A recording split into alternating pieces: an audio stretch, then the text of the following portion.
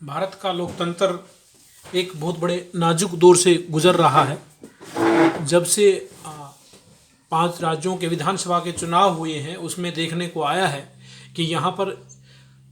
Ballot से चुनाव नहीं होने के कारण से यहाँ ट्रू मैंडेट नहीं मिल रहा है।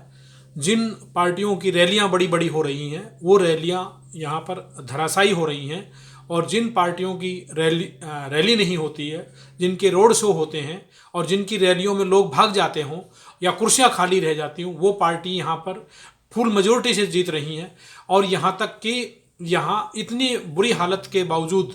और यहाँ कोई डिलीवरी नहीं होने के कारण से, किसी तरह की कोई सर्विस डिलीवर नहीं होने के कारण से, और यहाँ इनकम्बेंसी होने के की कारण से, और बहुत सारे कारणों का यहाँ पर कोई असर नहीं है। और यहाँ पर जो एक किस्म से ऐसा लगता है कि ये एक ऐसा कंटिन्यूटी में एक ऐसा चलन हो गया है कि यहाँ पर जो सत्ता पक्ष है उसको हटा पाना बहुत मुश्किल होगा। और ये जो है आर्यों का एक किस्म से साम्राज्यवाद भारतीयों पर कायम हो रहा है, क्योंकि वो यहाँ उन्होंने जो कॉन्स्टिट्यूशनल इंस्टीट्यूट्स हैं, जैसे कि यहाँ का चुनाव आयोग है, यहाँ का सुप्रीम कोर्ट है, और दूसरे महत्वपूर्ण जो भी संवैधानिक संस्थान है, उन सब के ऊपर उन्होंने कब्जा कर लिया है। और इसके कारण से वो भारत के लोगों को कोई हिस्सेदारी नहीं दे रहे हैं, और यहाँ के जो दल हैं उनके साथ में दुर्व्यवहार कर रहे हैं, और उनके अंदर निराशा का माहौल बनाए हुए हैं। और वो ऐसा भी नहीं कि कुछ थोड़ी बहुत सीटों से जीत जाए, इतनी ज़्यादा फुल मेजोरिटी के साथ जीत रहे हैं कि वो यहाँ पर किसी तरह का जो यहाँ जो फ्रैक्चर्ड मैंडेट जो होता है, किसी तरह का कोई इसके अंदर वो कारण नहीं है। तो ये सब जो हो रहा है ये दुर्भाग्यपूर्ण हो रहा है, और इसके लिए ज़रूरी है कि जो मूल निवासी बहुजन समाज के जो राजनीतिक दल हैं उनको इकट्ठा होना होगा, और उनको अपनी जो डिपेंडेंसी है, अपनी आश्रितता है जो कि चुनाव आयोग पर या या यहाँ पर सुप्रीम कोर्ट के ऊपर, उसको छोड़ना होगा, उसके ऊपर विश्वास करना बंद करना होगा, और यहाँ पर बैलेट के लिए माहौल बनाना होगा। तभी जाकर के भारत का जो लोकतंत्र है वो बच पाएगा। आज देखते हैं कि जो एडवोकेट्स हैं या सोशल मीडिया के लोग हैं या राजनीतिक दल हैं और राजनीतिक दलों के नेता हैं, यहाँ तक कि जो पुरानी जो ओरिजिनल पार्टी है, आर्यों की जो पहली पार्टी है, उसके जो स्थानीय जो नेता हैं, जैसे दिग्विजय सिंह जो हैं, वो यहाँ पर आ रहे हैं आगे होकर के, और यहाँ समाजवादी पार्टी के अखिलेश यादव हैं वो आ रहे हैं, और बहुत सारे स्थानीय जो नेता हैं वो आगे आ रहे हैं, लेकिन उनकी किसी की भी बात को कोई तवज्जो नहीं दी जा रही है। इसमें वैसे रिस्पॉन्सिबिलिटी है वो तो यहाँ के स्थानीय दलों की है कि बाहर से आए हुए जो लोग हैं, आर्य लोग, वो यहाँ हावी हो गए हैं, और जो चूही और चुटकी जैसे जो लोग हैं वो यहाँ पर चारों तरफ दिखाई देते हैं, और वो उनकी राजनीति और उनकी चालें और उनकी जादूगरी दिखाई दे रही है, लेकिन जो स्थानीय जो लोग हैं वो मुंह की खा रहे हैं। तो इन लोगों को आपसी तालमेल और भाईचारा बनाने की ज़रूरत है, और इनको बैलेट को प्रचारित करने की ज़रूरत है, अपने वाहनों के माध्यम से, अपने दफ्तरों के माध्यम से, और अपनी रैलियों में जो है बैलेट की जो प्रशंसा है और बैलेट की जो उपयोगिता है उसको बताने की ज़रूरत है, और जो यहाँ ईवीएम की जो खामियां हैं उसको उजागर करने की ज़रूरत है, और इसके अंदर डरना नहीं है। जैसे कि हम देखते हैं कि यहाँ की जो जनता है वो चाहे किसी भी पार्टी में है, वो जनता तो यहाँ पर बैलेट से चुनाव चाहती है, लेकिन इनके जो आका हैं और इनके जो काका हैं, जो पार्टी अध्यक्ष हैं और जो दूसरे जो लीडर हैं, वो चुप भी खींच रहे हैं, क्योंकि वो सब ये जो लोग हैं ये ईवीएम के बेनिफिशियरी रहे हैं। और जब पूरी दुनिया के अंदर इस पर रोक लग चुकी है, डेवलप्ड कंट्री के अंदर रोक लग चुकी है, और यहाँ तक कि डेवलपिंग कंट्रीज जो हैं वो भी इससे चुनाव नहीं करा रहे हैं, जैसे कि बांग्लादेश है और दूसरे कंट्रीज़ हैं। और अब तो सोशल मीडिया पे हर रोज़ इसकी वो होती है, लेकिन जो यहाँ की जो विपक्ष की पार्टी है और जो पक्ष की पार्टी है, वो दोनों ही इसके अंदर मिली हुई हैं। हम देखते हैं कि जो कांग्रेस पार्टी का जो है वो वोट परसेंटेज बढ़ गया है, मतलब कांग्रेस का वोट ज़्यादा हो गया और बीजेपी का वोट कम हो गया। तो लोग कह रहे हैं कि ये ईवीएम के कारण से, लेकिन ईवीएम के कारण से यहाँ कांग्रेस पार्टी को बढ़त मिल रही है और इसीलिए उसका वोट परसेंटेज बढ़ गया है। जो पार्टियां ईवीएम से जीत सकती हैं वो पार्टियां इतना मैनिपुलेशन भी कर सकती हैं, और जो स्थानीय पार्टियां हैं उनको कहीं नामो निशान नहीं है। जिन पार्टियों की बड़ी बड़ी रैलियां होती हैं, जिनका अच्छा बूथ मैनेजमेंट है और जो दिल जान से लग करके काम करने लग रहे हैं, उसके बावजूद वो हार का मुंह देख रही हैं। तो ये भारत के लोकतंत्र के साथ में खिलवाड़ है, ऐसा नहीं होना चाहिए। लेकिन ये खाली कह लेने से ही काफ़ी नहीं होगा, और इसके लिए जो मूल निवासी बहुजन समाज की पार्टियों के जो अध्यक्ष हैं उनको आगे आना होगा, और जो मैंने ऊपर बताए हैं ये जो तरीके, ये रास्ते ये अपनाना होगा। भारत को पूरा बैलेटमय बनाना होगा, चारों तरफ बैलेट की आवाज़ें आनी चाहिए, बैलेट का धुआंधार प्रचार होना चाहिए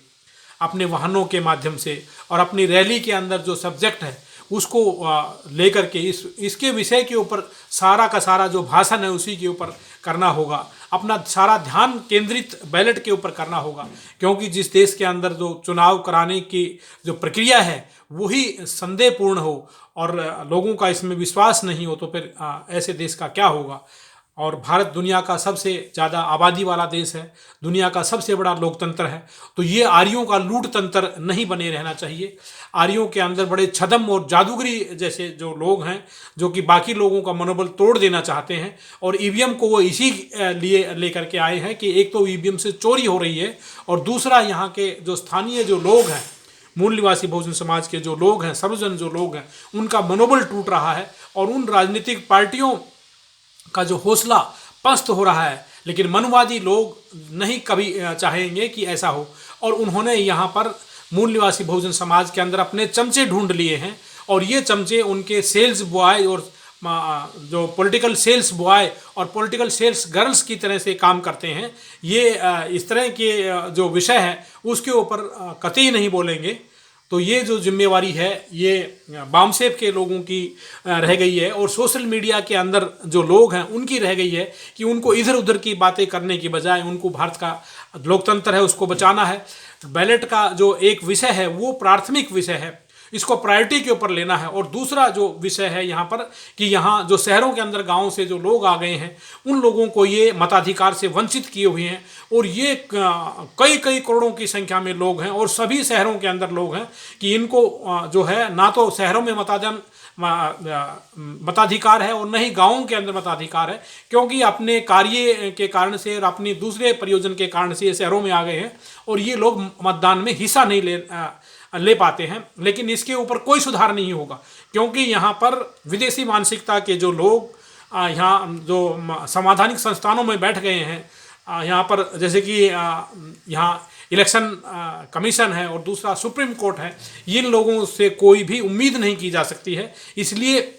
लोगों को स्वयं ही आगे आना होगा। अब तो हम तथाकथित जो ऊंची जातियों के अंदर जो अच्छे जो लोग हैं, ऊंचे जो लोग हैं वो आगे आ रहे हैं, और जो लूचे जो लोग हैं, ऊंची जातियों के अंदर लूची जो जातियां हैं उनके जो लोग हैं वो इस तरह का जो कर्म कांड है, इस तरह का घिनौना काम कर रहे हैं। तो उन ऐसे लोगों का सहयोग लेना है कि वास्तव में जो ऊंचे लोग हैं, जिनके आदर्श ऊंचे हैं और बहुजनों की बातों में जो बातें करने वाले लोग हैं कि भाई देश के अंदर बराबरी चाहिए, भाईचारा चाहिए, इस देश के अंदर संविधान और कानून को बचाना है, तो उन लोगों का सहयोग लेकर के इस काम को करना है। और साथ में जो यहाँ पर बैलेट को आधार कार्ड से जोड़ना है, जैसे कि मध्य प्रदेश के एक एडवोकेट जो सुप्रीम कोर्ट के अंदर 15,000 केसेस लेके गए हैं कि भाई इनकी शिकायतें हैं और चुनाव आयोग ने उनको कोई ध्यान नहीं दिया। ये ऑनलाइन जो शिकायतें हैं ईवीएम से संबंधित और यहाँ पर इलेक्शन से संबंधित शिकायतें हैं, तो इनका कोई उन्होंने संज्ञान नहीं लिया। उनका भी वोट वहाँ पर नहीं था। अगर उनका वोट यदि आधार कार्ड से जुड़ा होता तो उनका वोट कट नहीं सकता था। ये बड़ी अजीब बात है कि इस देश के अंदर व्यक्ति का, हर नागरिक का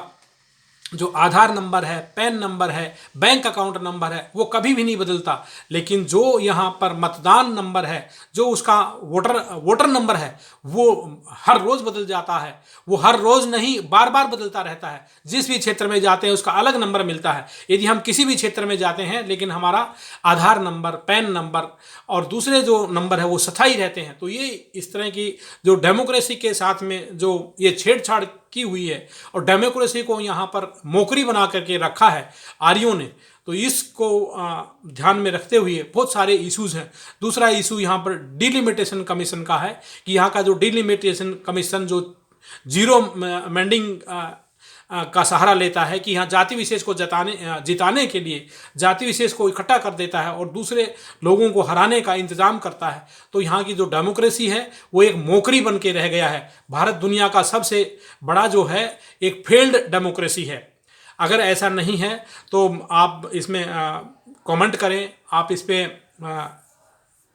बताएं कि यहाँ क्या ये असत्य है। अगर ये सत्य है तो इसके लिए हम सब लोगों को सक्रिय रूप से आगे आना होगा और अपनी जो विलिंगनेस है उसको बढ़ाना होगा। सभी साथियों को मैं साधुवाद करता हूँ और आगे आने के लिए उम्मीद करता हूँ एवं इस विषय पर चिंतन करके और अपने विचार शेयर करने के लिए कहता हूँ सबको जय भीम, जय भारत, नमो बुद्धाय, खुदा हाफिज़। मैं डॉक्टर आर के बोध, सोशल एक्टिविस्ट,